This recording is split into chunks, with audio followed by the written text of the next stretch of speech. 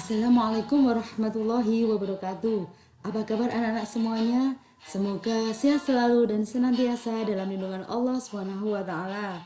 Anak-anak yang soleh dan solehah, hari ini kita akan belajar Pendidikan Agama Islam dan Budi Pekerti kelas 4 bersama saya Ibu Yuni Wulansari. Materi hari ini yaitu pelajaran 4, Bersih itu Sehat, dengan subtema Mengenal arti bersih dan sehat. Adapun tujuan mempelajari materi ini yang pertama adalah agar kalian dapat menyebutkan pengertian hadas dan najis dengan benar. Yang kedua, kalian dapat menyebutkan macam-macam hadas dan najis dengan benar. Yang ketiga, kalian dapat menjelaskan cara mensucikan diri dari hadas dan najis dengan baik dan benar. Yang keempat, kalian dapat menghafalkan doa masuk dan keluar kamar mandi beserta artinya dengan benar dan lancar. Nah, sebelum kita mulai pelajaran, marilah berdoa dulu agar kalian diberi kemudahan dalam belajar dan mendapatkan ilmu yang barokah. Berdoa mulai. A'udzu billahi minasyaitonir rajim. Aku berlindung kepada Allah dari godaan setan yang terkutuk. Bismillahirrahmanirrahim. Dengan menyebut asma Allah yang maha pengasih lagi maha penyayang. Raditu billahi robba wa bil islami dina wa bi muhammadin nabiyya wa rasula. Rabbi zidni ilma warzuqni fahma. Artinya, kami ridha Allah Subhanahu wa taala sebagai Tuhanku, Islam sebagai agamaku, dan Nabi Muhammad sebagai Nabi dan Rasulku. Ya Allah, tambahkanlah kepadaku ilmu dan berikanlah aku pengertian yang baik. Amin. Nah, selanjutnya kita masuk materi, yaitu tentang pengertian bersih dan suci. Bersih artinya bebas dari kotoran, dan suci artinya bebas dari hadas dan najis. Bersih atau suci dibagi menjadi dua macam, yaitu bersih dari hadas dan bersih dari najis. Allah Subhanahu wa taala dan Rasulnya memerintahkan untuk bersuci dari hadas dan najis serta mencintai kebersihan. Sebagaimana firman Allah dalam surat Al-Baqarah ayat 222 yang bunyinya, A'udzu billahi minasyaitonir rajim. Bismillahirrahmanirrahim. Innallaha yuhibbut tawwabina wa yuhibbul mutatahhirin.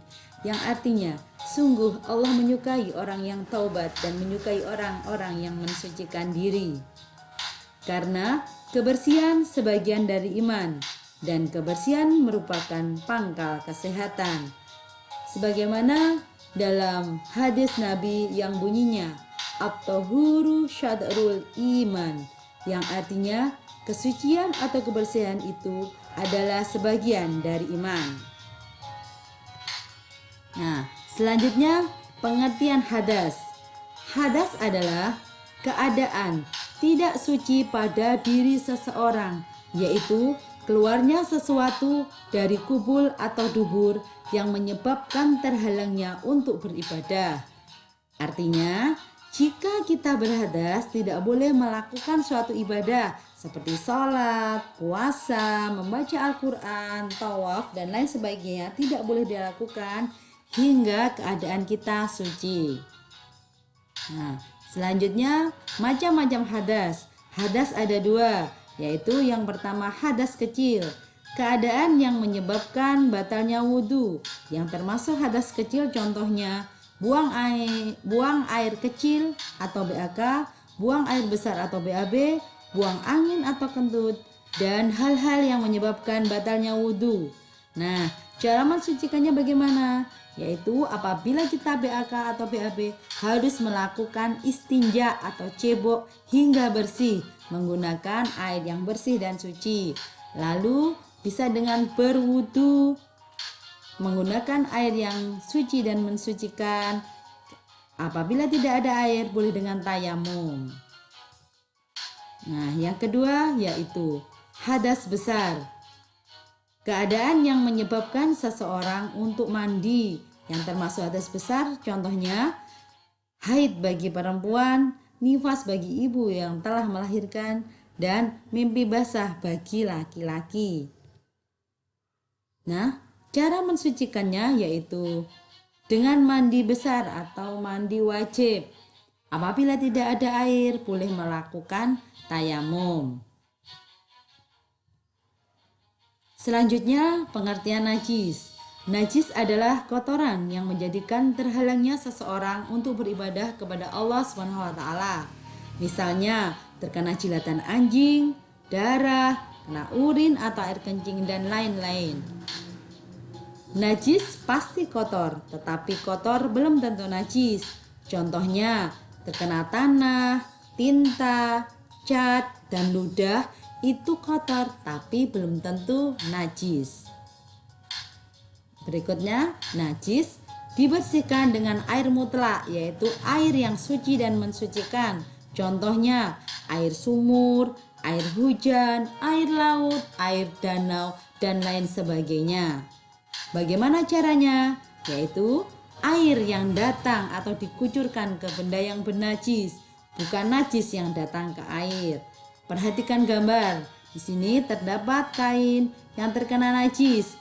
Bukan kainnya yang dimasukkan ke air, tapi airnya yang dikucurkan kepada kain sehingga najis yang ada pada kain hilang dan kain menjadi bersih kembali.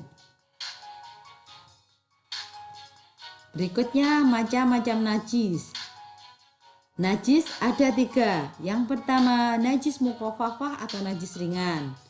Contohnya, air kencing bayi laki-laki yang berusia di bawah 2 tahun yang belum makan kecuali ASI saja. Nah, cara mensucikannya yaitu dengan memercikkan air yang suci dan mensucikan sekali percikan saja pada bagian yang terkena najis.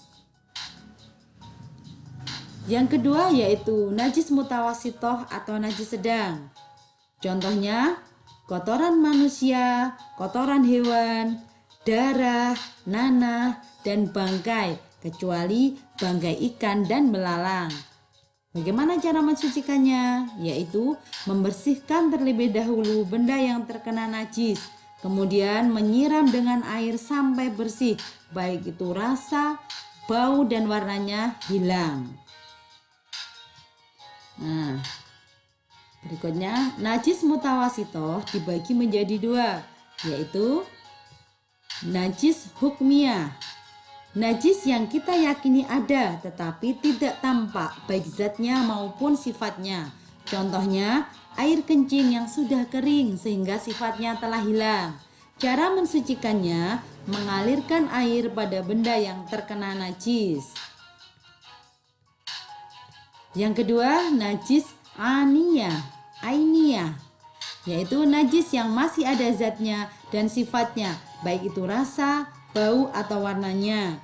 Nah, cara mensucikannya, membuang kotoran atau najis tersebut terlebih dahulu, kemudian mengalirkan air pada benda yang terkena najis sampai hilang rasa, bau, dan warnanya.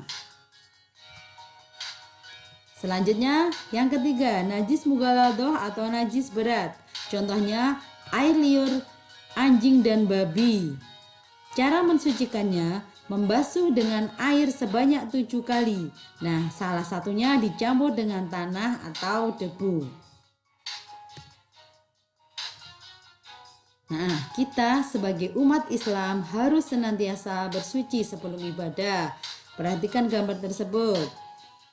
Terlihat, jika kita hendak ibadah harus 1. Bersih badan. Bersih badan artinya terbebas dari kotoran dan najis. Bersih badan dapat dilakukan dengan mandi dan berwudu. Yang kedua, bersih pakaian. Artinya segala sesuatu yang dipakai seperti baju, sarung, peci, itu semua harus bersih dan suci. Yang ketiga, bersih tempat.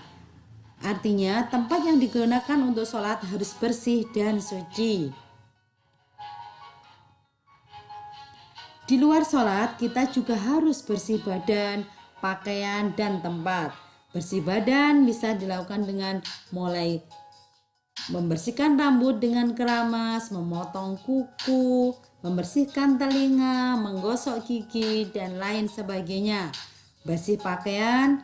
Pakaian yang kotor harus kita cuci, disetrika hingga rapi dan bersih serta suci.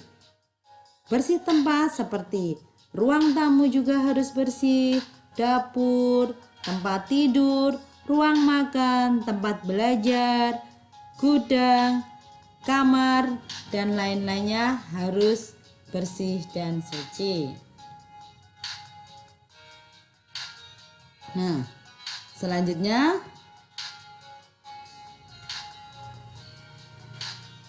apabila kita mau membersihkan badan, pasti akan masuk kamar mandi. Ingat, sebelum masuk dan keluar kamar mandi, sebaiknya berdoa terlebih dahulu. Mari anak-anak, kita baca doa masuk kamar mandi. Allahumma inni a'udzubika minal khubuthi wal khaba'ith. Artinya, ya Allah, sesungguhnya aku berlindung kepadamu dari segala kejahatan dan kotoran. Ingat, kalau masuk kamar mandi harus mendahulukan kaki kiri. Sebaliknya, apabila keluar kamar mandi mendahulukan kaki kanan. Sekarang kita baca bersama-sama doa keluar kamar mandi. Alhamdulillahilladzi adhaba 'anil adza wa afani. Segala puji milik Allah yang telah menghilangkan kotoran dari tubuhku dan menyehatkanku. Nah, setelah kita belajar materi hari ini, marilah kita ambil kesimpulan bersama-sama. Yang pertama, bahwa kebersihan atau bersuci adalah ajaran pokok Islam. Hadas ada dua, yaitu hadas besar dan kecil. Hadas kecil disucikan dengan berwudu. Hadas besar disucikan dengan mandi wajib atau mandi junub. Najis ada tiga, yaitu najis mukhafafah, mutawasitoh, dan muwaladoh. Umat Islam harus menjaga kebersihan, yaitu badan, pakaian, dan tempat. Sebelum dan sesudah masuk kamar mandi, dianjurkan untuk berdoa agar dilindungi dari godaan setan. Bersuci menggunakan air yang mutlak, yaitu air yang suci dan mensucikan. Apabila tidak ada air, boleh melakukan tayamum, yaitu bersuci menggunakan debu yang suci. Nah, baiklah anak-anak. Selanjutnya, tugas mandiri untuk kalian. Jawablah pertanyaan di bawah ini. Ada 5 soal, kalian kerjakan di buku tulis kalian. Tulis soalnya, berikut jawabannya. Pengiriman jawaban ditunggu sampai pukul 7. Tugas yang kedua yaitu tugas keterampilan. Hafalkan doa masuk dan keluar kamar mandi beserta artinya.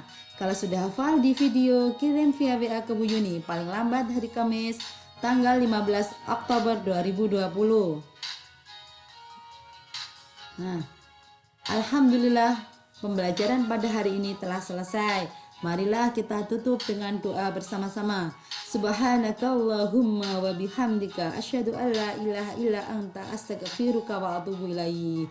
Artinya, Maha suci Engkau ya Allah, dengan memujimu aku bersaksi bahwa tiada Tuhan melainkan Engkau. Aku memohon pengampunanmu dan bertaubat kepadamu. Sekian dari Bu Yuni. Ada kurang lebihnya mohon maaf.